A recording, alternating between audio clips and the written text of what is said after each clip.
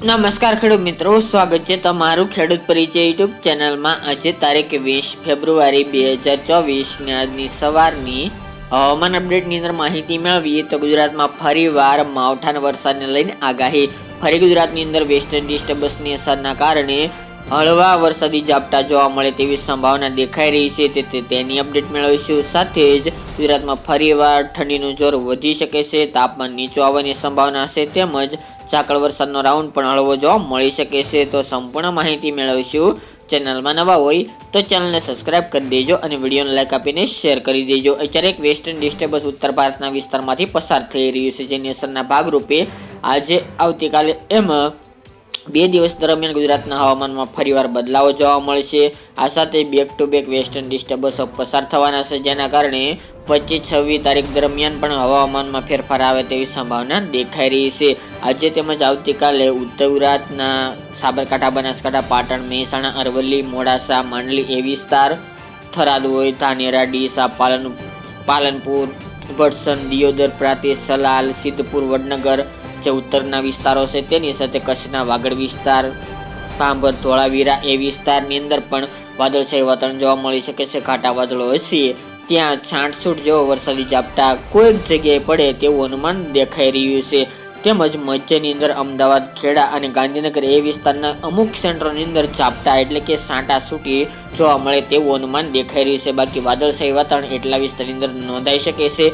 સૌરાષ્ટ્રના અમુક વિસ્તારની અંદર વાદળછાયું વાતાવરણ રહી શકે છે। દક્ષિણ ગુજરાત અને પૂર્વ ગુજરાતના વિસ્તારોની અંદર સામાન્ય વાદળો જોવા મળે તેવું અનુમાન દેખાઈ રહ્યું છે આવનારા 2 દિવસ દરમિયાન। આ વેસ્ટર્ન ડિસ્ટર્બન્સને કારણે ઉત્તરના રાજ્યોની અંદર ભારે હિમવર્ષા થઈ છે, તેમજ શરૂ ભીશે અને વરસાદની પણ શક્યતા છે, વરસાદ પણ વરસી રહ્યો છે, જેના કારણે ગુજરાતમાં ફરીવાર તાપમાન નીચું આવ્યું છે।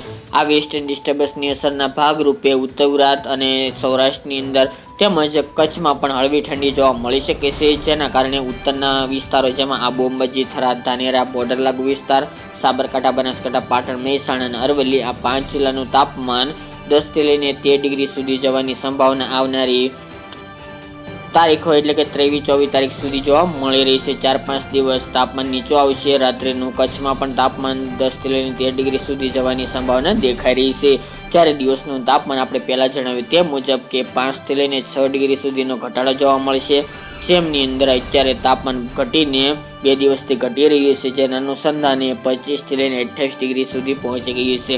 ઉત્તર ગુજરાતની અંદર મોટાભાગના જિલ્લાઓની અંદર તાપમાન અત્યારે 25, 26, 27 અને 28 એ રેન્જમાં ચાલી રહ્યું છે। કચ્છમાં પણ એ રેન્જમાં તાપમાન ચાલી રહ્યું છે, જ્યારે સૌરાષ્ટ્રની અંદર 28 થી 30 ડિગ્રી વચ્ચે તાપમાન જોવા મળી રહ્યું છે, જ્યારે દક્ષિણ ગુજરાતના વિસ્તારની અંદર 30 થી 32 ડિગ્રી સુધી તાપમાન જોવા મળી રહ્યું છે।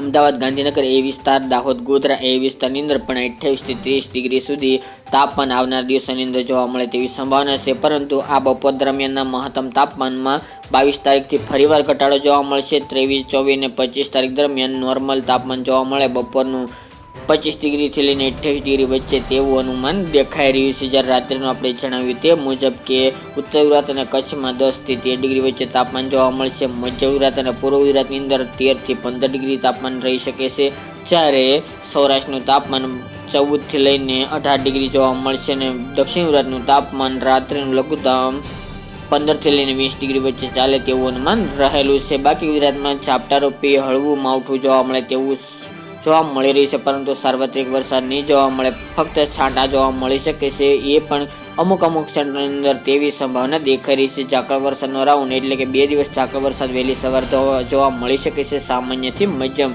તો મિત્રો, આ અત્યારની વહેલી સવારની અપડેટ, ફરી એક નવા વિડીયો સાથે મળીશું। આજ માટે આટલું જ।